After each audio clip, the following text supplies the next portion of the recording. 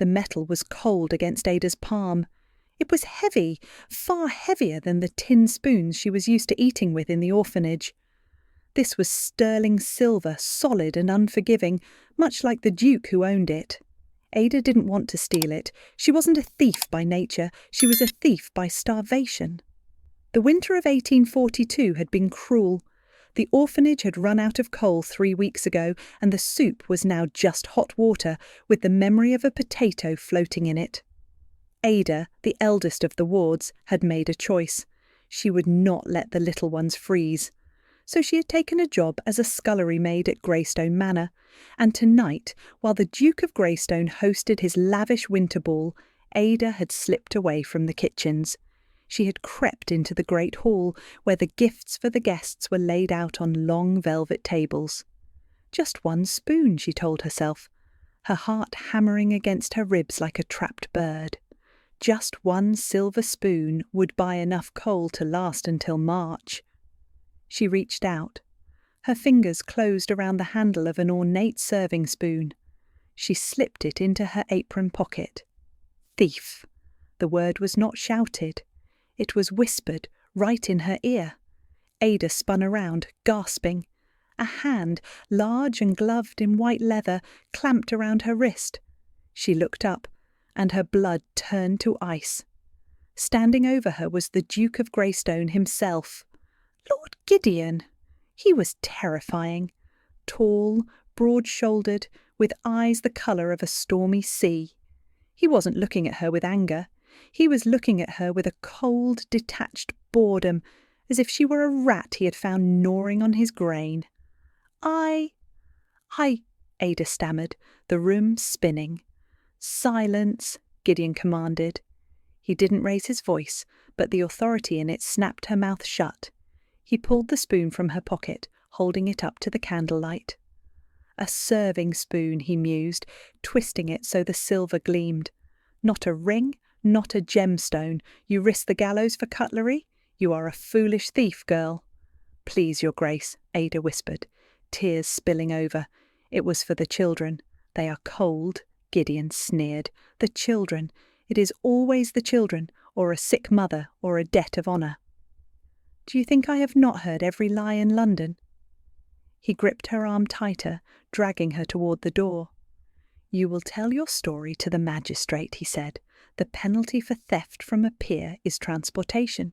You will likely die on the ship before you ever see Australia. No! Ada screamed, fighting him. She dug her heels into the expensive rug. Please! I am not a criminal. I am just hungry. Gideon ignored her struggles. He was a man of iron discipline. He opened the heavy oak doors to drag her into the corridor where the guards were waiting. But as the light from the hallway hit the spoon in his hand, something caught his eye. He stopped. He frowned, lifting the spoon closer to his face. He wasn't looking at the silver anymore. He was looking at the handle, specifically at the crest engraved on the very tip. Most of the Greystone silver was stamped with the standard ducal lion, but this spoon was different. It was smaller, delicately carved, and engraved on the handle was not a lion, but a dove, and beneath the dove a single initial, A. Gideon went still. His grip on Ada's wrist didn't loosen, but it changed. It wasn't the grip of a captor anymore. It was the grip of a man holding onto a cliff edge.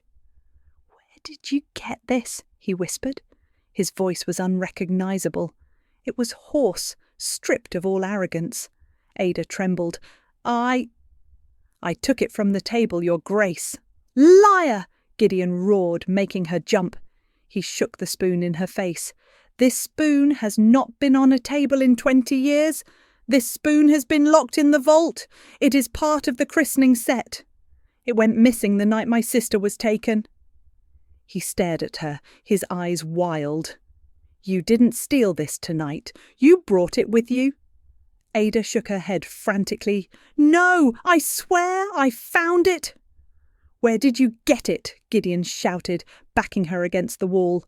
Did you steal it from the vault, or did you steal it from the dead body of a 5-year-old girl? I have had it since I was a baby, Ada screamed back, the truth pouring out before she could stop it. It is mine. It was pinned to my blanket when they left me at the orphanage. The hallway fell silent. The music from the ballroom drifted in, a cheerful waltz that felt sickeningly out of place. Gideon stared at her. He looked at her dirty face, her matted hair, her rough hands. Then he looked at the spoon, the dove, the symbol of Lady Amelia, the sister who had vanished from her nursery 2 decades ago, the sister he had failed to protect. He dropped her wrist. He took a step back, breathing hard. Impossible, he muttered. Amelia is dead. The kidnappers. They sent a ransom note. We paid it, but they never returned her. They said she died of a fever. They lied, Ada whispered, rubbing her bruised wrist. I didn't die. I grew up in St. Jude's. Gideon looked at her. He wanted to believe it. God, he wanted to believe it. He had spent 20 years haunting the alleys of London, searching for a face he could barely remember. But he was a duke. He dealt in facts, not fairy tales. And this girl, this thief, could easily be a con artist who had stumbled upon a family heirloom. Guards! Gideon barked. 2 men in livery appeared instantly. Take her to the tower room, Gideon ordered, his voice cold again. Lock her in. Give her food. Give her water. But if she tries to leave, shoot her. Your Grace? The guard asked, confused. The tower room. That is for guests. Do as I say, Gideon snapped. As they dragged Ada away, she didn't scream. She looked back at him, and in that glance, Gideon felt a punch to the gut. It wasn't the fear in her eyes, it was the shape of them. They were stormy grey, the Greystone eyes. He stood alone in the hallway, clutching the silver spoon until it cut into his palm. The next morning, the interrogation began. Gideon didn't bring the magistrate. He brought the family physician, Dr. Warren, and the old nanny, Mrs. Higgins, who was now blind and bedridden, but had a memory like a steel trap. He sat Ada in a chair in the centre of the room. She had been washed, but she was still wearing her maid's uniform. Tell me, Gideon said, pacing the floor, what is your earliest memory? Ada swallowed. I remember the cold, the stone floor of the orphanage. Before that, Gideon pressed, I don't know, I was a baby. Think. Gideon slammed his hand on the table. If you are Amelia, you remember the nursery. You remember the song. What song? Ada cried. I don't know any songs. Gideon turned to the old nanny. Mrs. Higgins, ask her. The old woman, frail and tiny in her wheelchair, leaned forward. Her milky eyes searched the darkness. Amelia, she croaked, is that my little dove? Ada looked at the woman. She felt nothing. No spark of recognition, no warmth. I don't know you, Ada whispered. I am sorry. Gideon's face fell. He turned away, running a hand through his hair. It's a trick, he muttered. She found the spoon. She's lying. But then Mrs. Higgins began to hum. It was a strange, lilting tune, not a standard lullaby, but an old folk song from the Scottish borders, where the Greystone family originated. Sleep, my little sparrow, the hawk is in the sky. Ada froze. Her breath hitched, her hand went to her throat. The room spun. Suddenly, she wasn't in the tower room. She was small. She was warm. She was in a crib with bars that looked like gold. And someone was humming that song, but there was something else. A smell. Lavender, Ada whispered. Gideon spun around.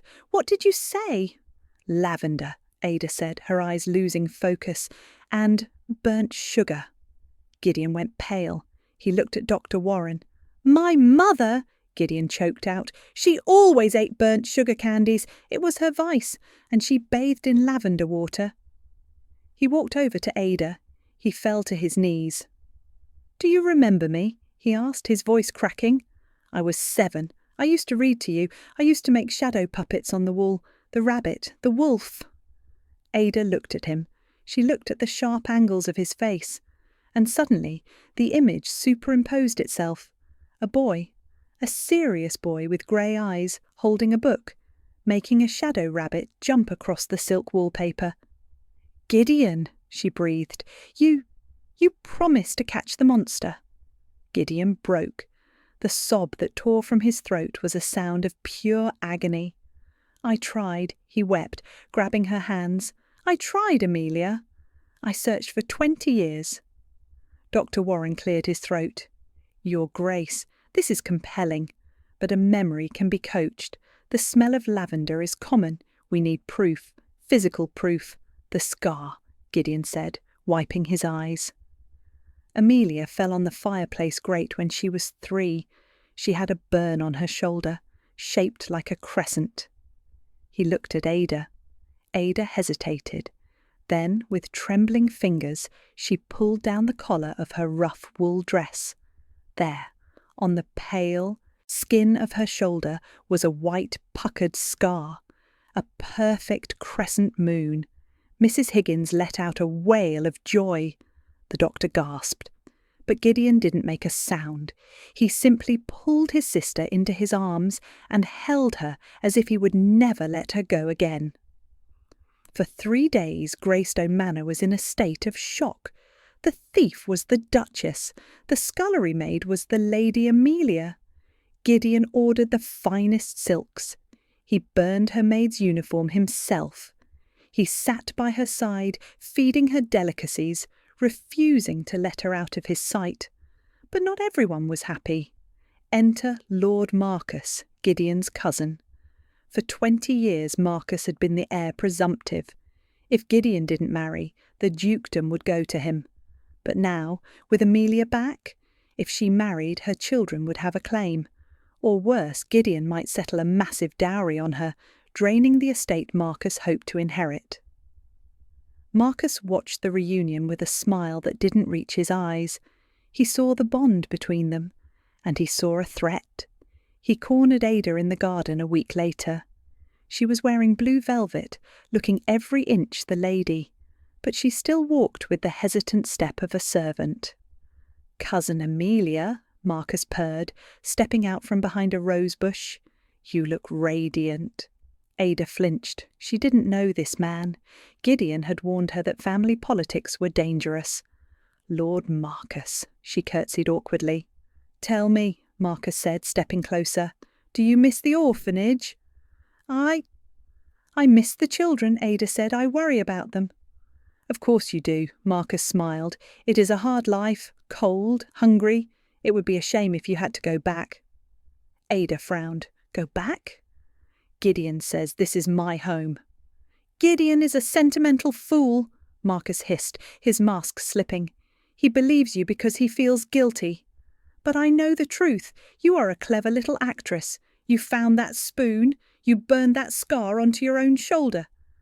"That's not true," Ada cried. "Isn't it?" Marcus loomed over her. "Listen to me, sewer rat. There is a dinner tonight. The family lawyers are coming to sign the reinstatement papers. If you sign those papers, I will reveal the truth about St. Jude's." "What truth?" "I know about the fire," Marcus lied smoothly. "The fire at the orphanage 5 years ago. The one that killed the headmistress. I have a witness who says you started it to cover up a theft." Ada gasped. It was a lie, a vicious lie. But she was a street girl. She knew how the law worked. Who would they believe? A duke's cousin, or a girl who had been a thief until last Tuesday? "If you sign those papers," Marcus whispered, "I will see you hanged for arson. Leave tonight, go back to the gutter, and I will keep your secret." He walked away, leaving Ada trembling among the roses. That night, the great hall was filled with lawyers, dignitaries, and the entire Greystone staff. Gideon stood at the head of the table, looking prouder than he had in his entire life. "Tonight," he announced, raising a glass, "we correct a great wrong. We restore the Lady Amelia to her rightful place." He gestured to the document on the table. It was heavy parchment, sealed with red wax. Ada stood by his side. She felt sick. She looked at the pen.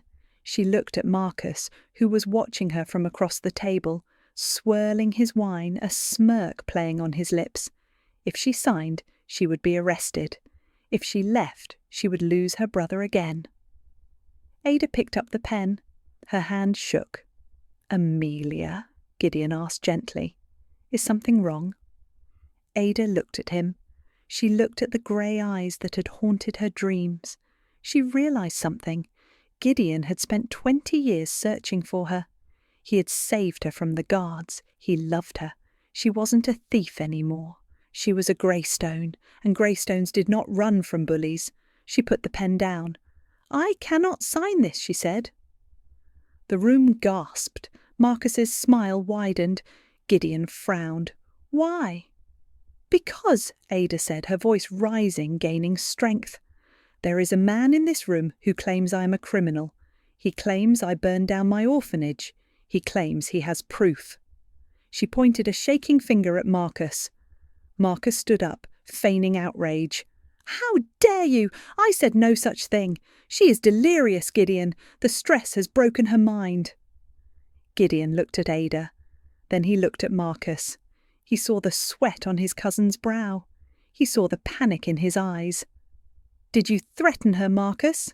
Gideon asked, his voice dangerously quiet. "I? Never," Marcus stammered. "I welcome her. I am simply concerned about the validity of her claim." Ada reached into her pocket. She pulled out the silver spoon. The dove crest gleamed in the candlelight. "You forgot one thing, cousin," Ada said, staring him down. "You said I burned the orphanage to cover up a theft. But I didn't steal this spoon from the orphanage. I stole it from you." Marcus froze. "What?" "I remember now," Ada said, stepping forward. The memory had been hazy, but Marcus's threat had unlocked it. "I remember the night I was taken. I was in the nursery. You came in. You were younger, but I remember your voice. You told the nanny to open the window. You gave her a bag of gold." "Lies!" Marcus screamed. "She is lying." "And," Ada continued, relentless, "I was holding my spoon. I wouldn't let it go. You tried to pry it from my fingers, but I bit you." She looked at Gideon. "Ask him to show you his left hand, Gideon, the fleshy part of the thumb." Gideon turned to Marcus. "Show me!" "I will not! This is preposterous!" Gideon didn't ask again. He lunged across the table. He grabbed Marcus's hand and slammed it onto the white tablecloth. There, faded but distinct, was a small, semicircular scar. Bite marks the size of a toddler's teeth. The room erupted. "You!" Gideon whispered, staring at his cousin. "You stole her! You stole my sister! I did it for the family!" Marcus shrieked, struggling as the guards grabbed him. "Your father was ruining us! We needed fewer heirs, not more! I sent her to a good home! You sent her to hell!" Gideon roared. He drew his sword, and for a second Ada thought he would kill him right there. But Ada placed a hand on his arm. "No, Gideon." Gideon looked at her, breathing hard. "He deserves to die. He deserves to have nothing," Ada said calmly. "Let him live. Let him rot in a cell, knowing that a scullery maid is sitting in his chair." Gideon looked at his sister. He saw the strength in her, the mercy. She was more noble in her rags than Marcus had ever been in his silk. He sheathed his sword. "Take him away," Gideon ordered, "and if he speaks, gag him." As Marcus was dragged out, kicking and screaming, Gideon turned back to the table. He picked up the pen and handed it to Ada. "Your hand is shaking," he noted. Ada smiled, taking the pen. "It's just the cold," she lied. Gideon smiled back. "Then let us warm you up." "Welcome home, Amelia." She signed her name, not Ada. Amelia Greystone. That night she didn't sleep in the cold. She slept in a bed of feathers, with a silver spoon on her nightstand. Not stolen, returned. It makes you think about the nature of family, doesn't it? Marcus was blood, but he was a monster. Ada was a stranger, but she was noble. Is family defined by the blood in your veins or by the people who would burn down the world to keep you safe? And honestly, what would you have done to Marcus? Prison seems too good for him. Let me know your verdict in the comments.